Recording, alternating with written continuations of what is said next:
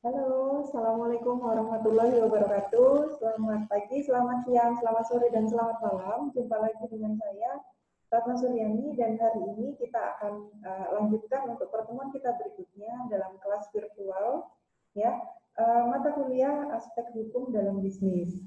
Baik, para mahasiswa sekalian, hari ini akan kita bahas tentang kontrak dan penyelesaiannya. Oke, ini adalah lanjutan dari materi-materi yang sebelumnya. Maka jika Anda memang ingin mendapatkan notifikasi secara langsung, silakan karena sudah berkenan mampir di channel saya, jangan lupa subscribe-nya, like-nya, dan klik loncengnya. Baik ya, kita mulai pertemuan kita pada hari ini. Saya akan sharekan terlebih dahulu materinya.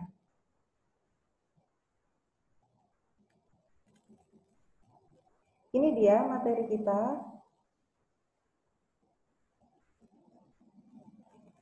Kita berbicara tentang kontrak dan penyelesaiannya sebagai kelanjutan dari hubungan-hubungan bisnis yang lalu ya. Baik, ini dia. Jangan lupa mampir ke blog pribadi saya, ratnasuryani.wordpress.com. Kita lanjutkan terlebih dahulu. Ini dia. Di pertemuan yang lalu, kita sudah membahas tentang hubungan-hubungan bisnis. Oke.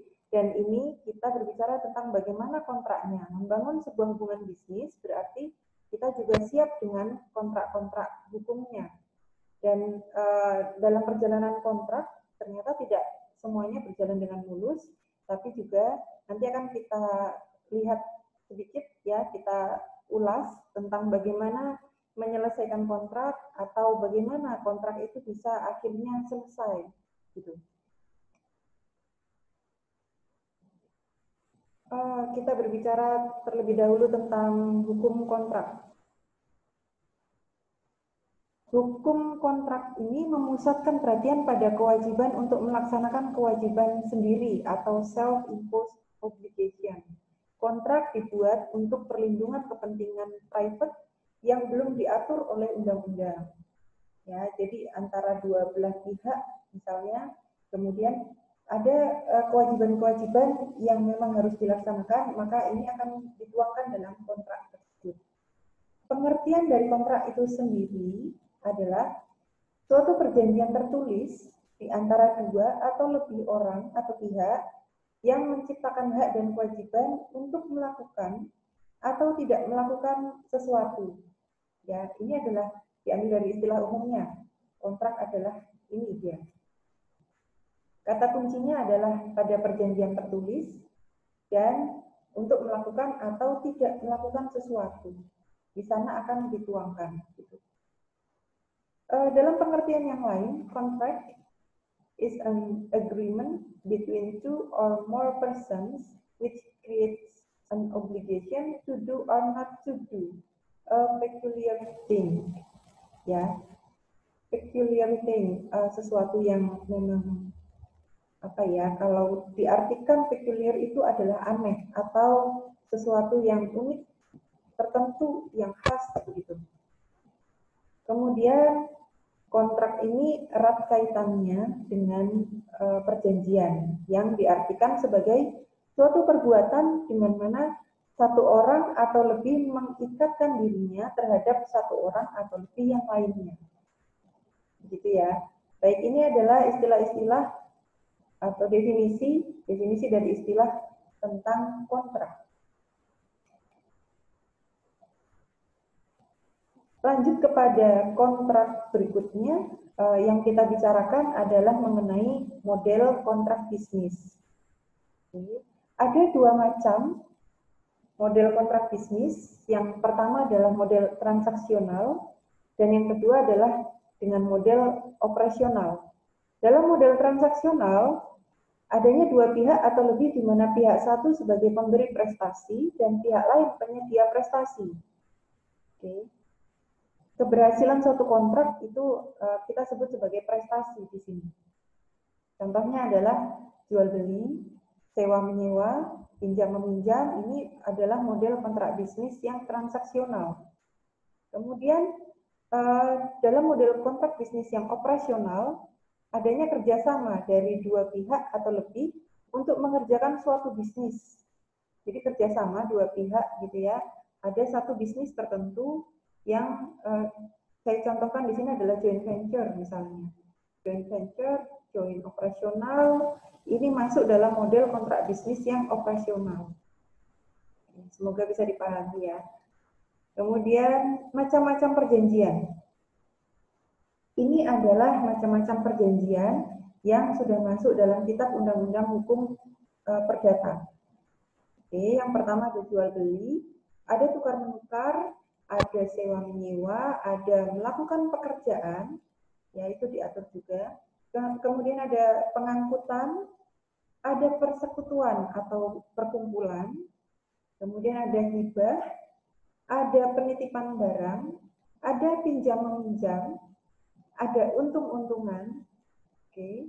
Ada penanggungan utang, kemudian juga ada perdamaian, dan ada beberapa lagi yang lain yang belum saya tuliskan.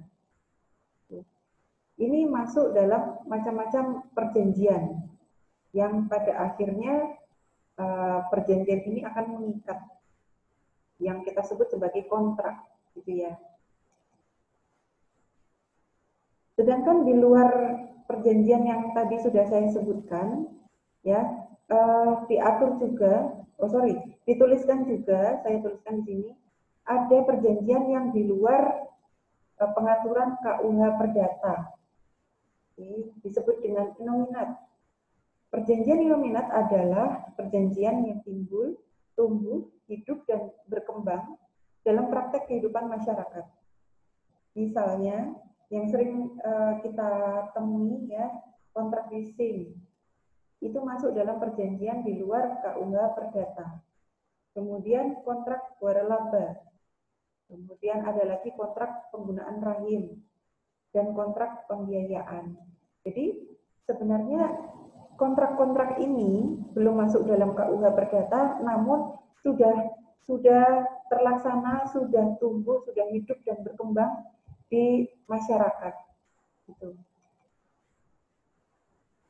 Nah ini dia, ada yang kita sebut sebagai asas-asas perjanjian. Jadi ada 5 asas perjanjian.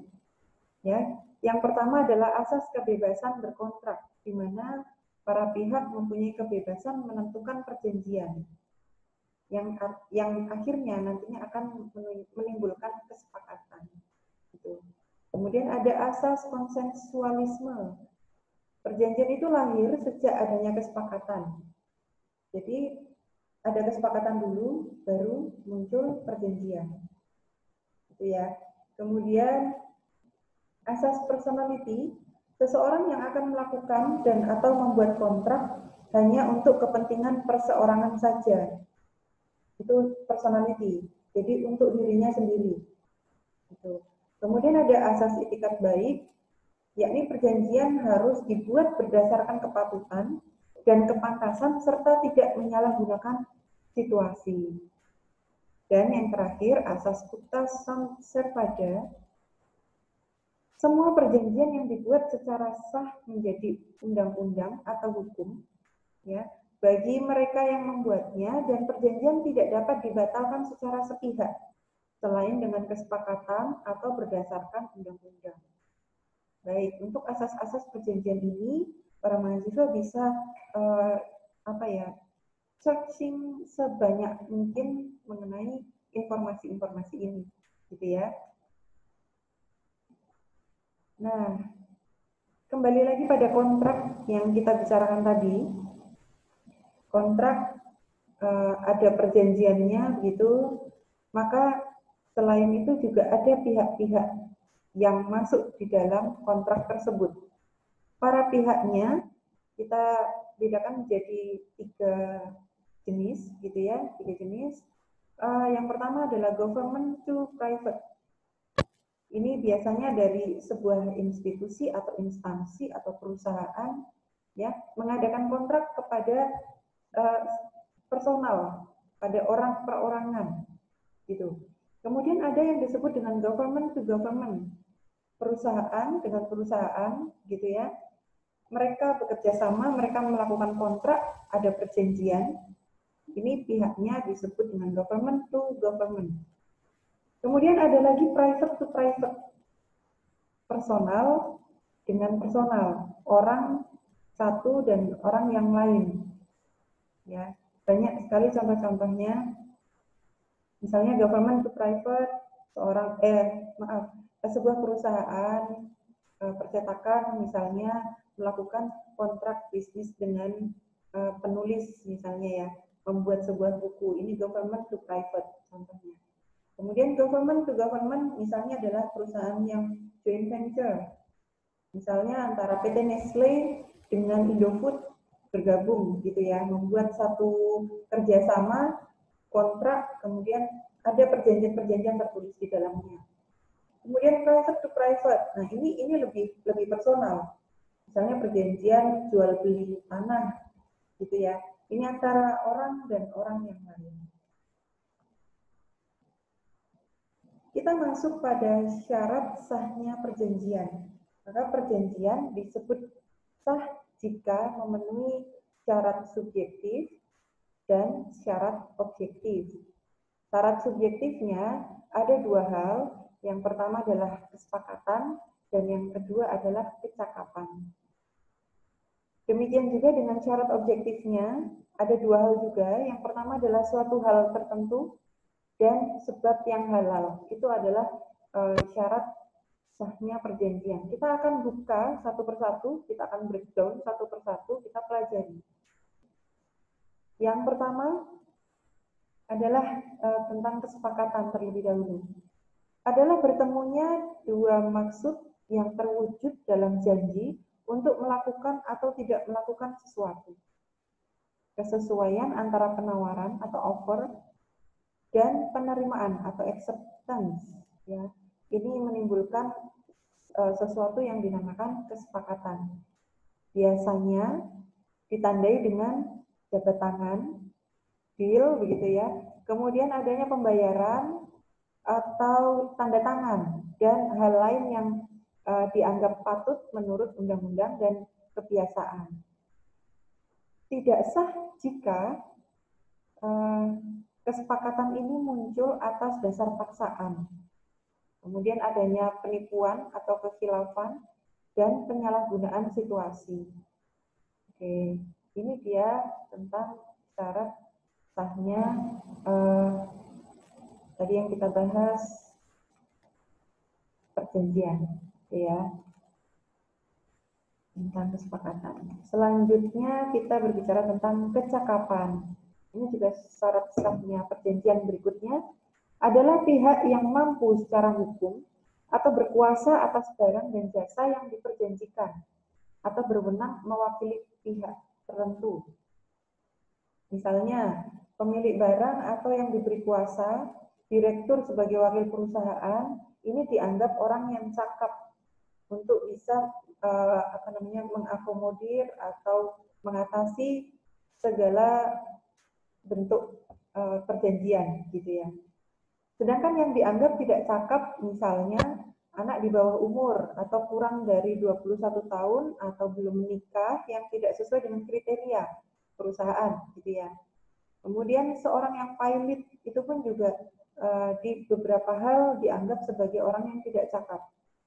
Di bawah pengampuan atau perempuan dalam hal yang dilarang dalam undang-undang. Itu dianggap tidak cakap sehingga tidak diizinkan menjadi salah satu syarat sahnya perjanjian. Syarat yang berikutnya secara objektif ya, karena ada suatu hal tertentu, yakni objek perjanjian yang akan menimbulkan prestasi bagi para pihak, baik yang ada maupun yang akan ada. Misalnya ada barang atau jasa berupa bisa rumah, bisa kendaraan, pengangkutan, pengiriman, pemborongan, pelayanan jasa, dan lain-lain. Jadi yang menjadi objek apa yang diperjanjikan, gitu ya. Dan yang keempat, yang terakhir adalah karena sebab yang halal. sesuatu yang menjadi pokok perjanjian adalah suatu sebab yang legal. Oke, ini kata kuncinya, yang legal menurut undang-undang, tidak melanggar kesusilaan dan ketertiban umum. Misalnya jual beli, pinjam meminjam, dan lain-lain. Tapi ingat, ya, kata kuncinya adalah yang legal. Maka tidak boleh memperjanjikan jual beli yang ilegal. Misalnya jual beli gula yang ilegal, kemudian jual beli narkoba, itu jelas ya tidak diizinkan. Menjual belikan tanah sengketa atau pemasangan iklan yang pornografi di advertisement gitu. Dan contoh yang lain adalah misalnya ada pementasan sendera tari misalnya atau pementasan seni budaya Jawa misalnya di depan masjid atau tempat-tempat ibadah yang mungkin ini dikatakan tidak pantas menurut norma, gitu ya. Ini sebab yang halal. Kita lanjutkan masuk ke dalam unsur-unsur perjanjian. Ada 3 unsur ya yang masuk dalam sebuah perjanjian. Yang pertama adalah unsur esensial, yakni suatu hal pokok mengenai objek perjanjian yang harus dicantumkan dalam perjanjian agar perjanjiannya menjadi sah. Misalnya barang atau jasa, status hubungan hukum dan harga, itu bagaimana, maka ini harus dicantumkan. Oke. Yang selanjutnya adalah unsur naturalia. Ketentuan hukum umum sebagai syarat yang dicantumkan dalam perjanjian tidak mengurangi keabsahan perjanjian. Misalnya cara pembayarannya, kemudian waktu dan tempat penyerahannya, biaya angkutannya, kemudian pemasangannya, ini masuk dalam unsur naturalia.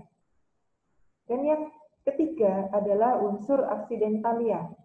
Ketentuan yang tidak disyaratkan oleh undang-undang namun dianggap perlu bagi para pihak untuk teknis pelaksanaannya. Misalnya, penyerahan kwitansi, gambar, kemudian nama bank dan nomor rekening, penyerahan bukti pendukung perjanjian lainnya. Ini tercantum ya sesuai dengan kesepakatan kedua belah pihak.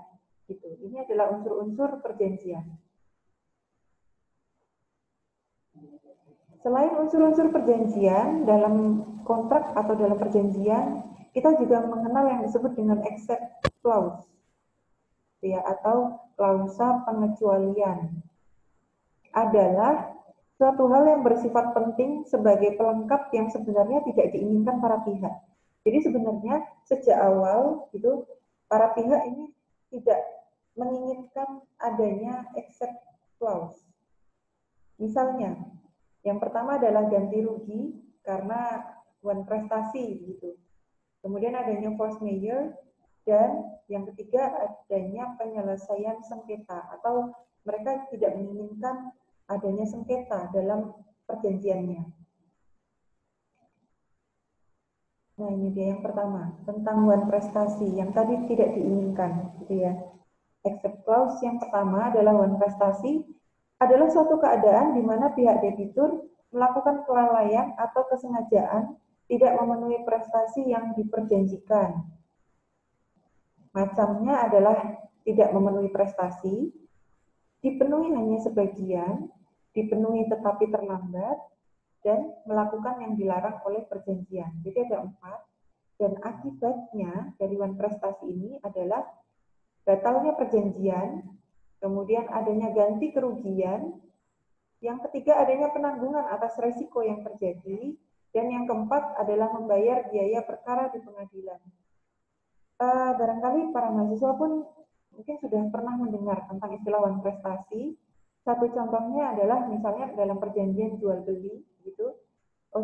Pinjam meminjam yang saya contohkan misalnya. Dalam perjanjian pinjam meminjam ini akhirnya disepakati bahwa orang yang meminjam akan membayarkan sejumlah uang atau yang kita sebut dengan sewa gitu. Namun ternyata dalam rentang waktu yang disepakati bersama, sang peminjam tidak juga segera membayar sewanya. Nah, ini yang disebut dengan wan prestasi.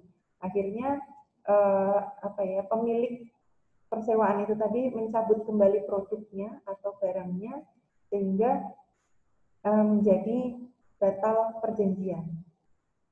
Ya, itu contoh dari wan prestasi. Kemudian saya lanjutkan. Yang kedua adalah force majeure, suatu keadaan di luar kekuasaan yang menyebabkan tidak dapat dipenuhinya prestasi. Misalnya ada gangguan cuaca, ada gempa bumi, kecelakaan, huru-hara, hal-hal yang tidak dapat diduga sebelumnya. Oke. Akibatnya adalah pembebasan dari ganti rugi, bisa seperti itu. Kemudian yang kedua, adanya rekontraktual, kontrak kembali gitu ya. Atau yang ketiga, akibat dari force majeure ini adalah lose-lose solution. Jadi sama-sama rugi. Gitu. Disepakati, oke, saya rugi, Anda rugi, begitu. Kemudian adanya pelepasan hak. Oh ya, ini tambahan sedikit. Pelepasan hak yaitu hilangnya hak bukan karena lewatnya waktu, tetapi karena sikap atau tindakan seseorang yang menunjukkan bahwa ia sudah tidak akan mempergunakan suatu hak lagi. Gitu ya. Dan selanjutnya, ini yang tidak diinginkan juga adanya sengketa. Sengketa yang sebaiknya dilakukan adalah memang melakukan penyelesaian terhadap sengketa. Dan ini yang saya tuliskan bahwa sengketa bisa diselesaikan dengan yang pertama, alternatif dispute resolution, yakni dengan musyawarah, dengan negosiasi, dengan mediasi, atau dengan konsultasi. Kemudian cara yang kedua adalah dengan arbitrase, bisa melalui ad hoc begitu ya, atau lembaga-lembaga arbitrase yang ada di Indonesia. Atau cara yang terakhir, jika dari musyawarah kemudian lembaga arbitrase kok masih gagal atau belum juga menuju titik penyelesaian, maka yang dilakukan adalah menuju kepada pengadilan, pengadilan negeri atau pengadilan niaga. Itu cara-cara penyelesaian sengketa yang selama ini dilakukan di Indonesia. Baik, untuk kontrak itu sendiri sebaiknya dilaksanakan atau disimpan administrasinya dengan jumlah rangkap.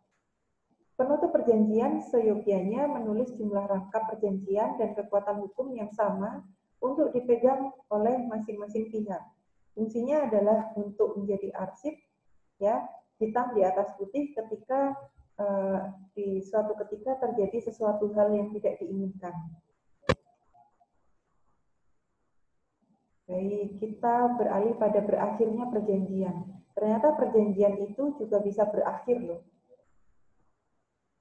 Bagaimana caranya? Yang pertama, jika sudah dipenuhi prestasinya atau tujuannya, itu ya sudah dipenuhi. Ketika seharusnya Anda membayar sewa rumah Anda, ya, pada tanggal yang sudah ditepati dan Anda membayarnya, maka ini yang disebut dengan telah dipenuhinya prestasi. Yang kedua, telah berlalunya waktu yang ditentukan. Kesepakatan sudah terjadi, kemudian sudah berjalan perjanjian tersebut hingga waktu yang ditentukan, dan setelah waktunya selesai atau berakhir, maka perjanjian pun dianggap juga berakhir. Yang ketiga, kesepakatan para pihak. Dari kesepakatan para pihak, jika memang para pihak menyatakan oke, sudah selesai, kita rasa sudah selesai dan berakhir sampai di sini saja, maka kalimat itu bisa menjadi kalimat berakhirnya perjanjian, gitu ya. Kemudian yang terakhir diputuskan oleh pengadilan, karena ini hal-hal yang tadi tidak diinginkan sebenarnya. Penyelesaian permasalahan perjanjian yang memang sulit diselesaikan dengan cara musyawarah atau dengan lembaga arbitrase, maka akhirnya diputuskan oleh pengadilan sehingga perjanjiannya bisa berakhir. Batalnya perjanjian dapat terjadi jika yang pertama terjadi kesepakatan para pihak. Misalnya tiba-tiba di tengah jalan salah seorang pihak menyatakan, oke lah kita membatalkan perjanjian ini. Maka dari pihak yang berikutnya, ketika dia menyepakati, maka dapat dikatakan perjanjiannya batal. Kemudian tidak memenuhi syarat sahnya perjanjian, syarat objektif. Tadi kita sudah bahas ya di depan ya, syarat objektifnya tidak legal misalnya, maka perjanjiannya pun batal. Kemudian terjadi wan prestasi yang tadi kita bahas juga.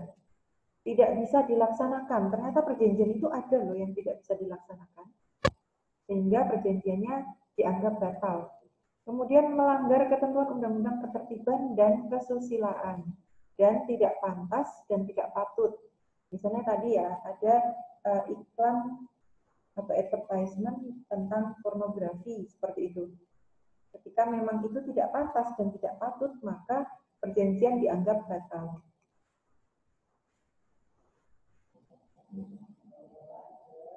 Ini menurut KUH Perdata, perjanjian dianggap batal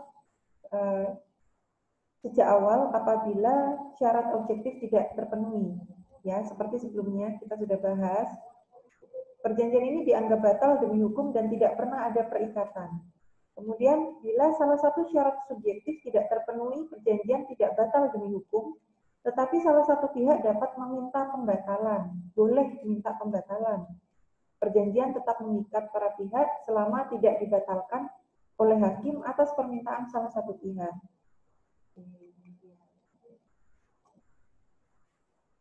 Oh ya, ternyata materi kita sudah selesai dan saya sisipkan untuk sedikit motivasi bagi para mahasiswa. Ya, saya tertarik dengan kalimat yang ditulis oleh Henry Ford ini. Seseorang yang berhenti belajar adalah orang yang lanjut usia, meskipun umurnya masih remaja. Seseorang yang tidak pernah berhenti belajar akan selamanya menjadi pemuda, meskipun usianya sudah tua, gitu ya. Maka, yuk, mari kita semuanya belajar bersama, gitu.